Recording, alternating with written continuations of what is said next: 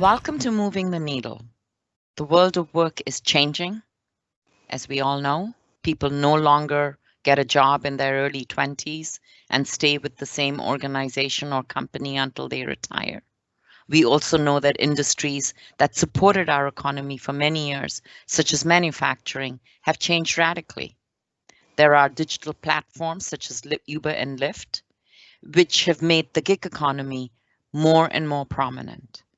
There are, of course, some positives to the gig work, but there are also downsides because these jobs are precarious and temporary and often lack benefits and pensions. And finally, the pandemic has changed how we work. More and more are working from home. But what about those who have to travel and don't have the choices that we do?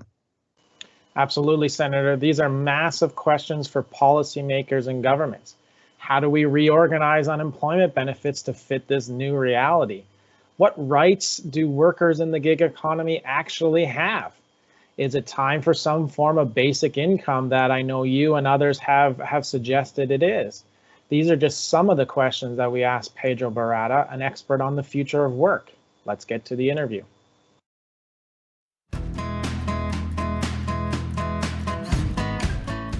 Today's podcast is going to be a really interesting one and really timely because we're talking about the future of work. Already, our work looks different from what it did 8 or 9 months ago. And I'm pretty sure that this evolution of change and disruption is going to continue. There's no one better than our guest today to inform us about what the future of work may look like. He is Pedro Barata, who is the executive director of an organization called the Future, it's an organization. We'll ask Pedro more about this new organization. I know Pedro well from my work in Toronto when he used to be with the Atkinson Foundation and then with the United Way. We've worked together. We've mostly worked together. Sometimes our opinions have varied and sometimes differed, but that makes life interesting. Welcome, Pedro.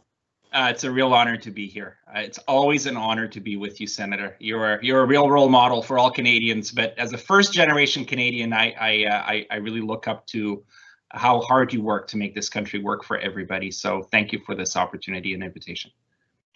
So let's start with the million-dollar question. The Future Skills Center sounds something like it's ephemeral, it's out there, it's somewhere out there in the constellation like Spock and Star Wars. What is it? What is it that you do? It's actually much more applied, and it's very much grounded in challenges that we were facing before the pandemic and that we're all looking at now as pretty central to the recovery. And I think you can describe our mandate really as 3 pillars. Pillar number 1 is we want to anticipate how the labor market's changing and what that means for skills. What is it that Canadians need to know and what skills do they need in order to navigate this fast changing economy? So that's 1. Number 2, it's one thing to know what skills are necessary, but we do need to make sure that we are equipping Canadians and providing lots of access points for a growing number of Canadians who are going to be facing this disruption. And so that kind of experimentation, prototyping is something that we are doing in collaboration with what we call the skills development ecosystem. And that includes employers, labor unions, post-secondary education institutions, community-based organizations, local governments and other policymakers. And together, we have to figure out how is it that we stretch outside of the current skills delivery approach to really confront emerging challenges and provide new ways to equip Canadians with skills. And the third pillar is that if we do all of these things well, so what? The point is that we want to create receptor capacity so that the practices around what we learn, what we evaluate, and there is a program of rigorous evaluation in how we're prototyping, what we learn about what works has to be something that isn't just sitting on a proverbial digital bookshelf. It's something that's adopted across the ecosystem and is seen as something that is positive and possible to do. And so the creation of platforms like communities of practice, the work with policymakers to ensure that the right incentives are there for people to adopt the right kinds of practices, The work to just build networks so that this experimentation, this future orientation is not just something that we hold in our center, but something that is owned by the entire ecosystem.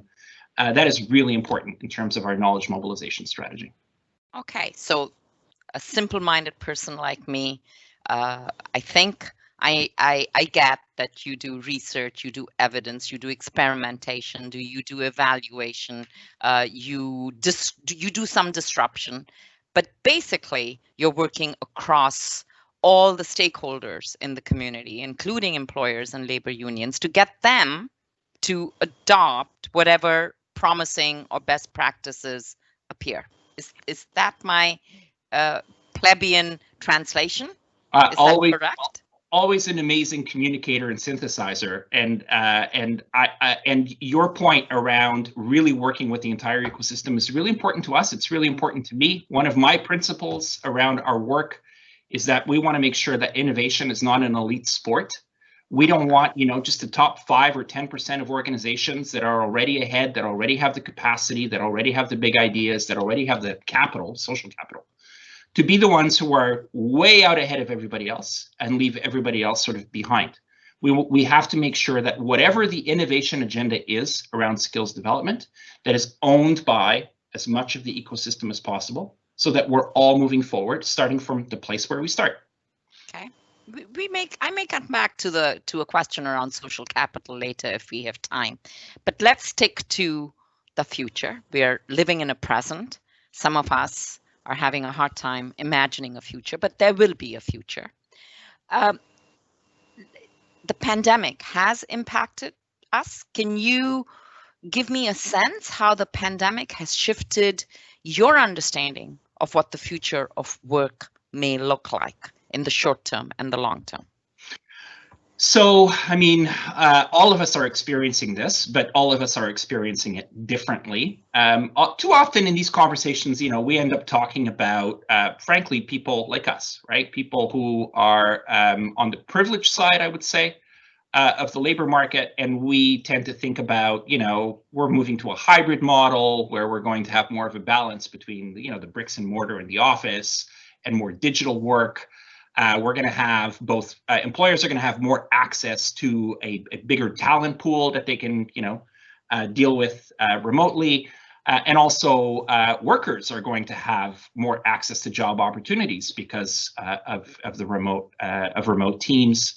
Certainly, I think that we're already seeing this. Whatever resistance there was to adopting more digital tools to help with our work, even things like Teams or Zoom or what have you, all of these are quickly becoming just a regular part of how we do our jobs. So in the short term, the future is now in terms of what we're experiencing and just the changes that we're going through. More broadly, I think that the general observation is that we're going to see an acceleration of many of the trends that we were anticipating were coming down the pike anyway. So adoption of technology and emphasis on innovation. We're now seeing that any kind of resistance or mysterious thinking about the role of AI or automation or robotics, that all of a sudden we're seeing more and more sectors, more and more employers who perhaps were comfortable in the quarter-to-quarter success of their bottom line, all of a sudden shifting to say, oh my goodness, we're in a totally different game here. We have to actually adopt and learn about these things. It's a great opportunity. I also think that, and we're seeing this from CEOs of large corporations, more and more of an emphasis, not just on technological skills and digital skills, which we anticipate, and of course, problem-solving skills, but more and more of an emphasis on social and emotional skills in terms of the future of work, where the talent is the #1 issue for employers. It's the #1 issue for competitiveness right now, according to the Business Council's CEO survey. And embedded in that is an understanding that the skills that are going to win the day for a workforce are things like adaptability, a passion for lifelong learning, being able to work in teams and collaboration and global competencies.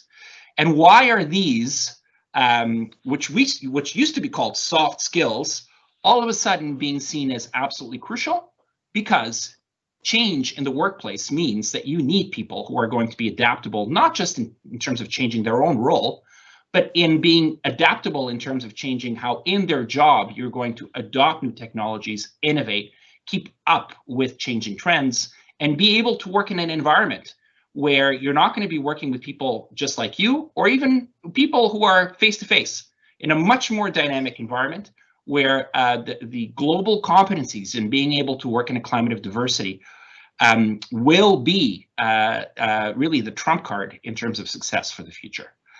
Lots of other things, I think, both good and bad. I think issues around organizational and workplace culture are for any HR professional, anybody who's thinking about how is it that you retain and keep people happy in their work and give them a sense of purpose. Zoom and Teams, it's probably confounding a lot of people. Yeah. Of how it is that you move there.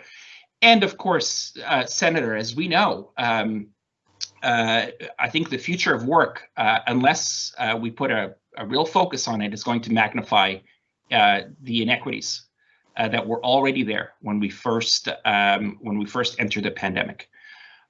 We look at the sectors that are being impacted: retail, hospitality.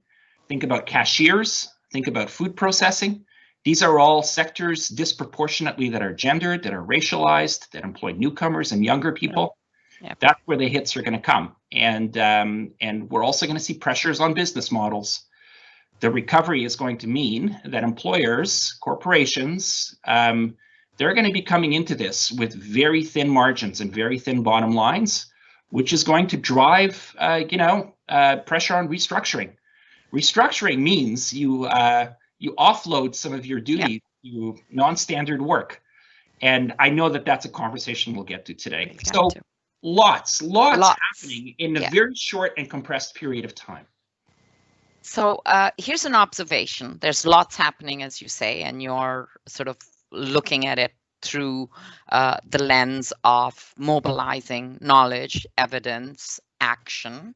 Part of the action may actually lead to legislation. So remember, when you are so far, to submit big policy ideas, legislative changes, because this is what senators do and parliamentarians. So that's an opportunity that should not be missed. Let me shift to women. We know, and you know, that women have been really hard hit by this pandemic. Many have to continue to work from home whilst they look after their children. There has been no daycare, or they are not able or do not feel comfortable sending their children into danger spots, schools, for instance, or daycares. That's a personal decision they make, and so they are carrying, 3 times the workload that they used to. If you have 2 kids, and they're at home and they're going to school at home, that requires supervision. It just doesn't happen by itself. And, Armin Yalnizyan has called for a she-covery, that there will be no recovery without a she-covery.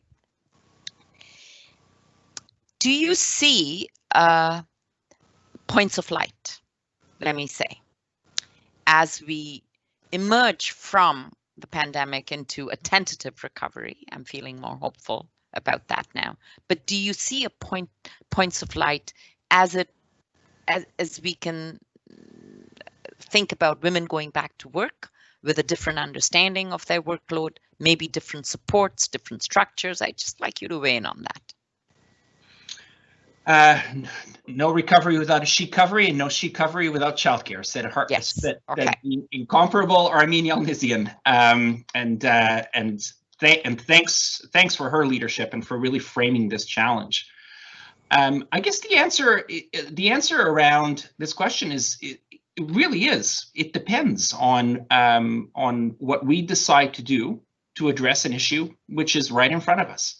I experience it every day. I'm on these video tools on a daily basis, and you see it. My colleagues who are women are disproportionately bearing the load of child rearing, of parenting, and all the pressures that brings, just in terms of managing your career, managing your job, at the same time that you continue to provide a loving, meaningful experience for your kids. That's disproportionately you're seeing it right there on your screen on a daily basis as kids come into the picture. And I think this is what has really brought a renewed focus on a conversation about not just childcare, but early learning and childcare on the policy domain. And I was very heartened that in the throne speech, the government chose to use more words rather than fewer words to describe the challenge, because it's not simply a place to park your kids. It's a place of quality, right?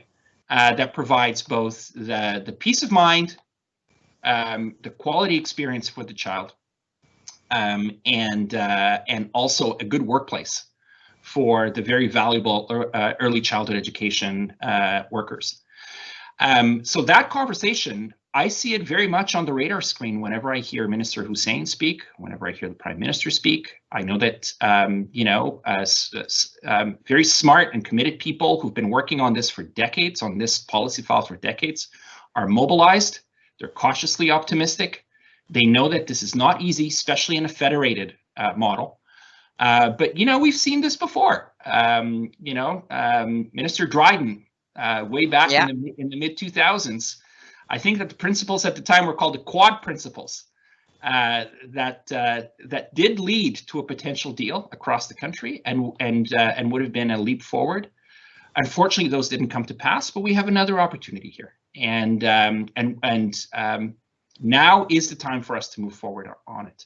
I would also say that I am very hopeful that after many years of EI reform and modernization, yes, we've recognized that what we did in terms of shoring up people's incomes during the pandemic was inspired and valiant and made a huge difference in terms of that program. But that's not a sustainable approach, right? That was an immediate response, emergency response that worked. CERB was an amazing program in catching Canadians at the most dangerous of times. EI can be that too.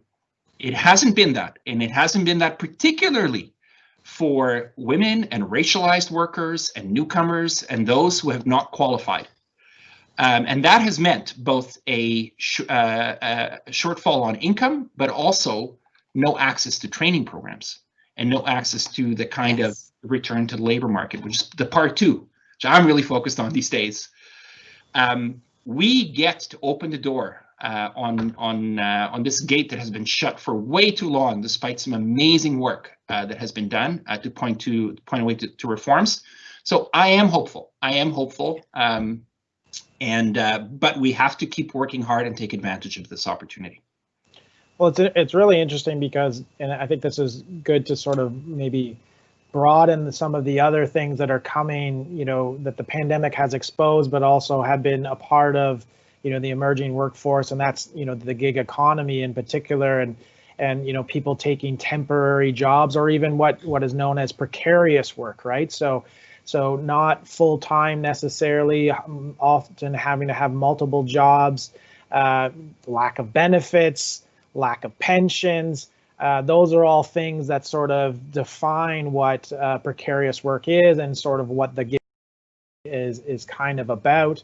Obviously, during the pandemic, and we were talking about women, working in, essentially in essential jobs, there was this push to increase their salaries, but how long will that last? Will benefits follow all that?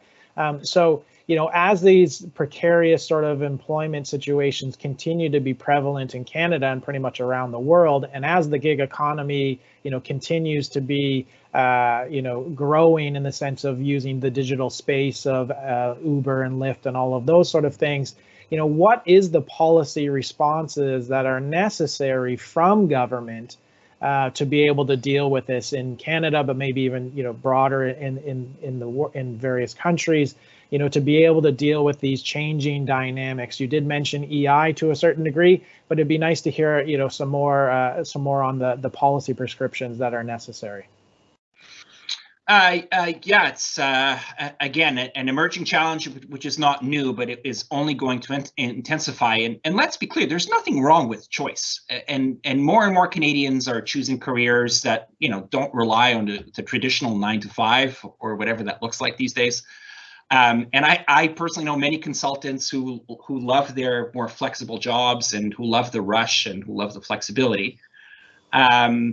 But there's a huge difference between choosing a flexible career path and being trapped in precarious jobs.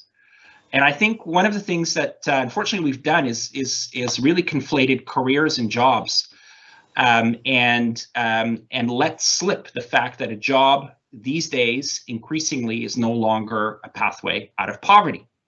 And unfortunately, many of the gig workers and many of the non-standard workers, an increasing percentage of the labor market, are stuck in jobs that trap them in poverty.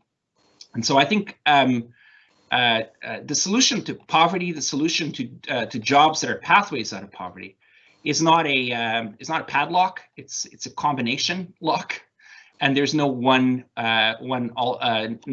size solution. I'd say again, EI reform, I think, is really has to be our focus. I would say, I would even go further and say, between EI reform, between childcare and early learning in childcare and that agenda, between driving forward some of the housing investments and reforms that are on the government's to-do list that already have significant dollars behind them, and if implemented well, things like housing benefits can actually shore up incomes of those who may be in lower paid jobs or not in full-time work. I think there's a whole measure of income security that needs to be, or economic security, I should say, that could be stitched together just based on conversations we're having right now. Again, housing strategy, early learning and childcare, EI reform. What those get you is a baseline of economic security that allows those who are starting out, who are experiencing shifts in their jobs, who may be not in their favorite position right now, but are looking to move up. Those are the foundation. If you add an element of educational opportunities and opportunities for growth to that, then you're providing not just a foundation of safety, you're also providing ladders, right, to new opportunities and new careers. And right now, the challenge with precarious employment is twofold when it comes to that ladder. One, only 1 in 2 Canadians have access to workplace-based training. We did a survey with Environics during the pandemic with 5,000 Canadians that revealed that, in fact, those Canadians who are privileged enough to have access to workplace-based training love it. They think it's great. It helps them with their careers. Problem is, it's the non-standard workers, the gig workers, who have less access to exactly the ladder they need. Secondly, they also usually don't qualify for employment insurance. And without qualification for employment insurance, you also can access training resources that are available. You can't pay for them on your own because your job doesn't allow you to do that, so you're trapped. So I am thinking about the economic security floor around childcare, housing, and income supports, and the ladder around expanded opportunities for skills, I think is the combination lock that can really counter some of the worst effects of precarious employment that we're seeing. And Paul, I don't want to take away from the importance of employment standards, of regulation, and of ensuring that there's a legislative and enforcement agenda around this. It's very important, but I wanted to make sure we also focused on the policy side of that.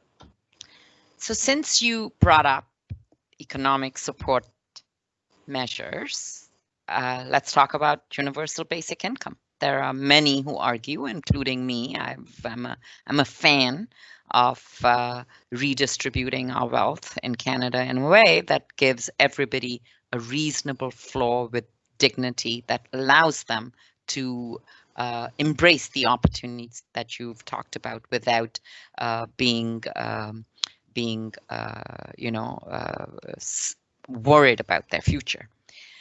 But I've also heard you talk about the foundational support, and I think this audience will get that you really believe that the foundational public supports of childcare, housing, and EI reform are the foundations for the future.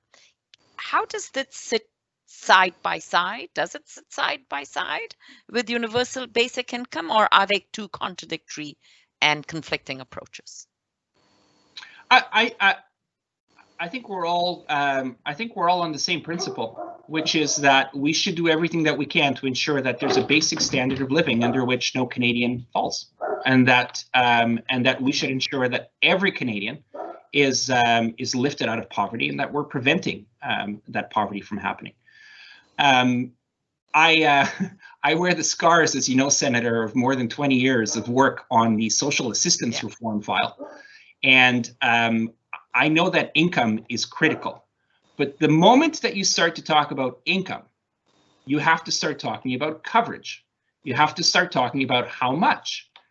Inevitably, the differential impacts and experiences of those who fall into poverty come into play, because we're going to need to think about childcare. We're going to need to think about housing needs as well. We're going to have to think about access to mental health.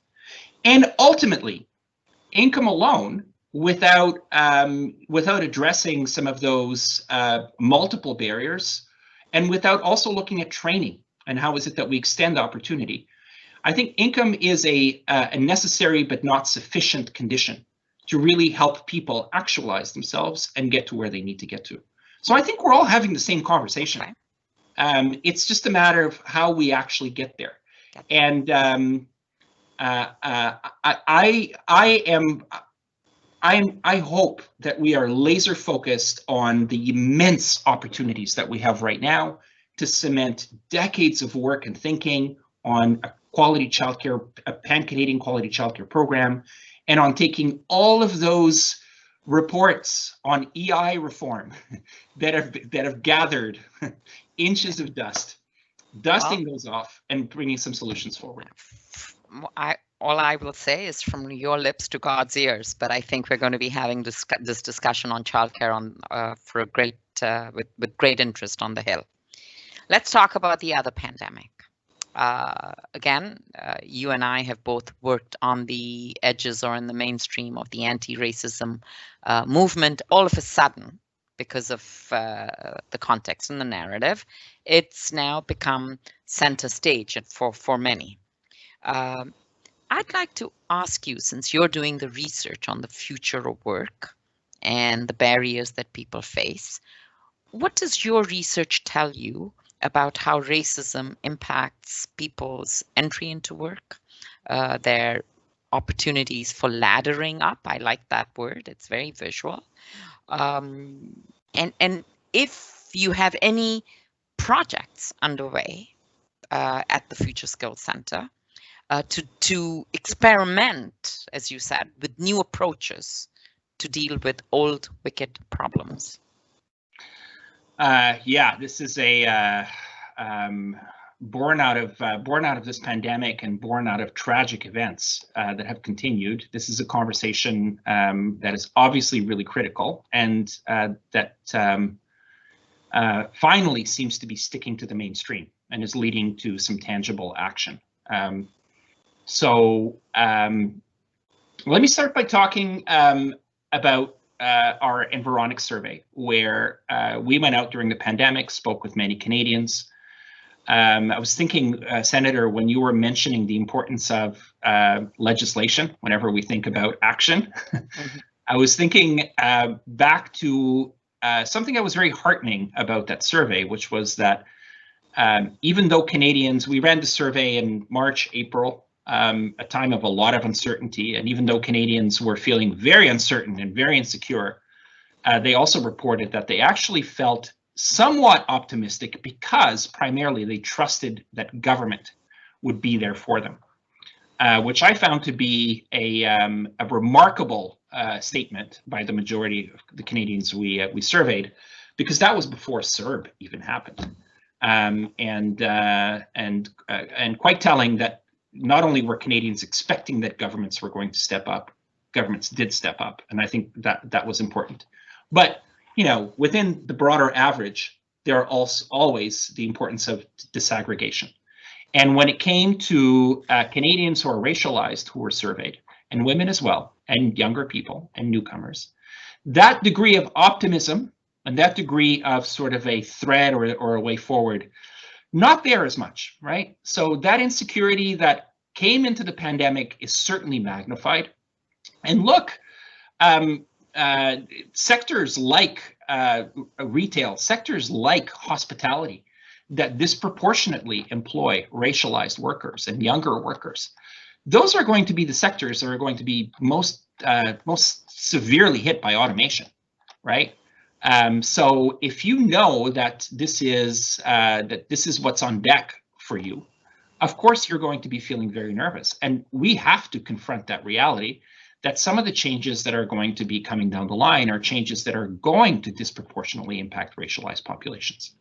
So in terms of responses, at our center, we put issues around diversity, equity, inclusion at the center.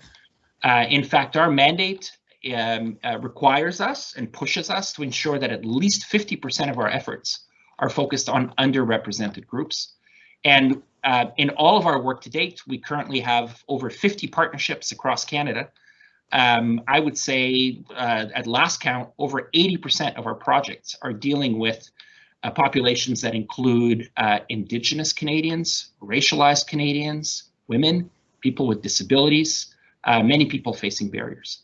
And the lesson that we are taking is a lesson that is not new, which is that when it comes to skills development, we have to understand that not everybody's starting from the same place. We talked about social capital earlier. We talked about historical barriers. People face discrimination all throughout their lives. Of course, the solution is not going to be just a really good training program.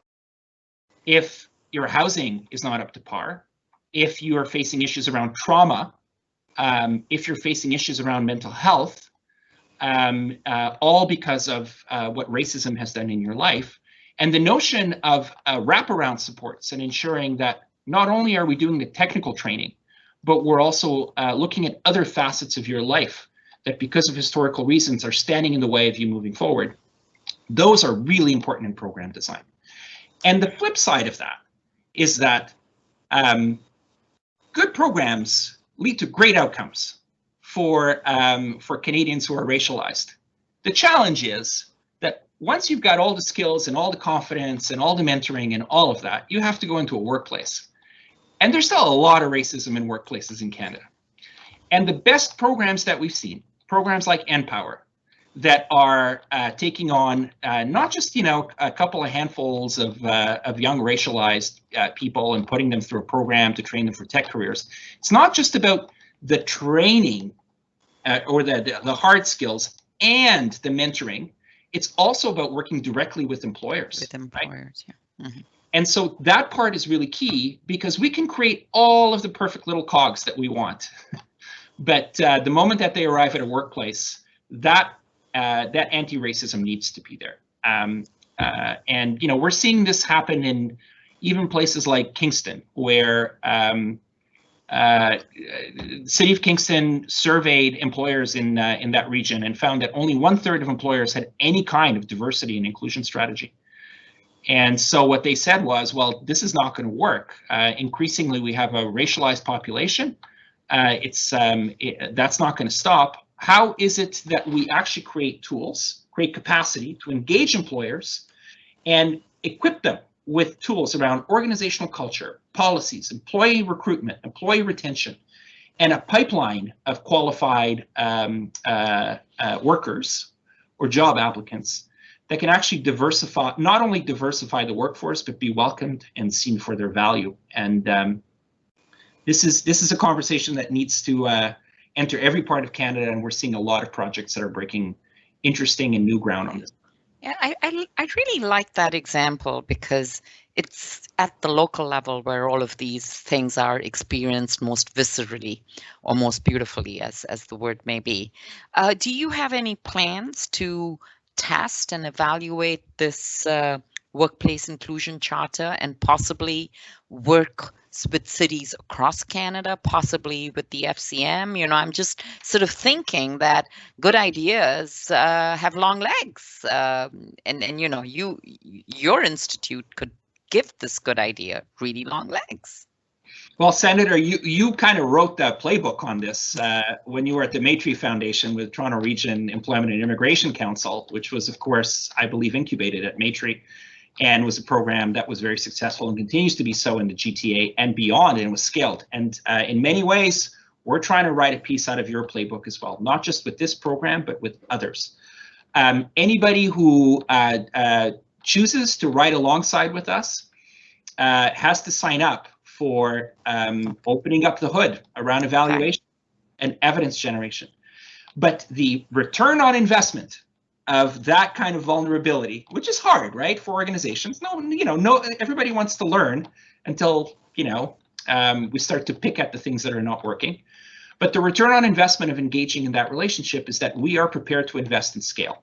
And in fact, we are early in 2021, we're actually ready to scale up four of the initial programs that we funded in our first year and a half that have proven to be successful, that are showing results, and that in areas across the country where there's a lot of disruption, we can go from a few dozen to hundreds, and we start to think about the breadth of the impact, but how we do that in a way that's truly inclusive and not just about creaming, and also thinking about what does it mean for other sectors.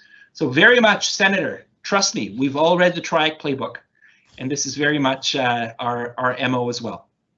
Well, we certainly want to wish you all the best in your replication efforts. I think Paul may have a final question. There are so many things we could ask you, but we know everyone's time is limited. Go ahead, Paul. Yeah, I just wanted to, and you've mentioned it a couple times, sort of about the soft skills that people need, now more than ever, I guess, working in this, in a more virtual world, and that we are because of the pandemic, and we've moved that way. And your organization, created a resource to sort of measure social and emotional skills of their employees. And so I'm wondering what should organizations and companies be doing? Should they be using your resource, obviously, to be able to measure? And why is that important to measure, these type of skills in their employees? And then also potentially, I would think as well as, maybe provide some training if necessary in those areas, or at least highlight those areas for their employees, so that they can function in those areas better. Great question. Great question. I would encourage all of us to no longer refer to these as soft skills. I was at a session in Newfoundland back in the days when you could travel, and there was somebody there who works with young people, and she said, "Stop calling them soft skills. They're actually the power skills. They're going to help young people really be able to make it through all of this change that they're going to be facing. That's what's at the heart of resilience, are these social and emotional skills."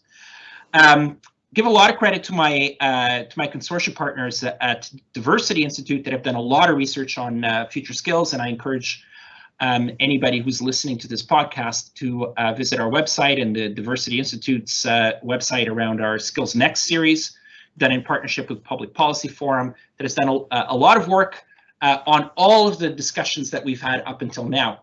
And the Conference Board of Canada is our partner who's leading our work on social and emotional skills. The importance of having the Conference Board of Canada be at the front of this conversation is that employers are there. Employers in corporate Canada, they know that social at the heart of that is that we know that there's been a gap in our understanding of this and how we operationalize it. So we've developed a toolkit with Conference Board of Canada that draws on some of the best instruments to measure and define inventory website does give a baseline, and also where we grow, that we focus our internal learning strategy or partner with external skills development organizations to build on our strengths and address gaps. And unless you have that baseline data, unless you have a map, it's the same thing as saying, how are we doing in terms of digital skills if they're so essential to our future, right? It's becoming a core competency. So measure it. And then what do we actually do once we have a baseline? In our toolkit, we have a wealth of applied studies on social and emotional skills, on measurement, development. We draw on emerging work from OECD around what works in terms of training, in terms of management practices, and in terms of really seeding and driving organizational culture around these issues. Because the importance of social and emotional skills is that although we are all catching up to the fact that they're really, really important, it's still not one of those things that people see as being as important as brushing up on my digital skills, or as important as brushing up on reading, writing, right? And we have to champion these as things that you can learn, work on, and really demonstrate as part of your own personal toolkit. Can I just jump in there just quickly on this one last thing about this? I'm just curious is about, should this also be included in the school system, right? You know, in Ontario, you essentially have a careers class that everyone is supposed to take. And I'm wondering if that is an area for young people, 14, 15, 16 years old, whether just getting into the workforce, if that's an area that, that should be explored by the education. Yeah, and on how skills education within traditional skills development. I think a lot of it comes down to not necessarily teaching social and emotional skills on a slide, but embedding it in how you engage your students in learning. So, like, think about it. Collaboration and teamwork, and working with people who think and come from places that are different than yours. Teamwork. Resilience, right? Resilience comes, think about it, it comes from the ability to do something, to reflect on it, to have somebody comment on it in a positive and constructive way, and to take that not as a negative criticism that's going to bring you down, but as actually a learning opportunity that you take and where you see that help me grow. Like, it takes a pedagogy, right, and a teaching approach to actually create that loop, that feedback loop, that creates opportunities for you to be in listening mode, to welcome that listening, and then to see how it plays in your continued growth, right, in terms of resilience. That will also lead to lifelong learning, right? Anytime that you have a pedagogical model which is more centered on you, right, what you love, and teaching you the core and the basics, but also ensuring that there's a lot of you in terms of the curriculum that we're engaging you in, that's obviously critical to embracing lifelong learning and learning new things that may not even come from books or computer screens. So all of those things, I think, they're embedded in how we learn, and we need to get a whole lot better at understanding that this needs to be part of pedagogy, and that's a lot of work that we're doing, and frankly, educators are there too. But it takes resources to do this, right? The educational and skills development system, if it continues, or if it goes down the path of just creating nice little cogs in a machine, we're going to miss out on all of this value, which is the stuff that's really going to make a difference. That was fascinating, and we could forever, but I really like the suggestion from your audience, and I think it was Newfoundland, that let's stop calling them soft skill, let's call them power skills, and hopefully we'll see some action on social media around that. I believe changing language shifts ideas, and so maybe we have to engage in some kind of Twitter storm around language, around skills. So thank you so much, Pedro. It was fascinating. I could speak to you, as I said, forever, but that's not in the works. But I do hope that when you are called to the Senate to appear, as you will be on the work of the Senate as it pertains to skills in the economy, that you will say yes, because we certainly need the evidence and the thought leadership behind what your institute is doing. And to our audience members, I will say we should all thank Pedro for his time with us and his work. And I look forward, audience, to hearing from you as to what you think about my podcast and who you would like to see featured on it. Thank you so much. Until next time.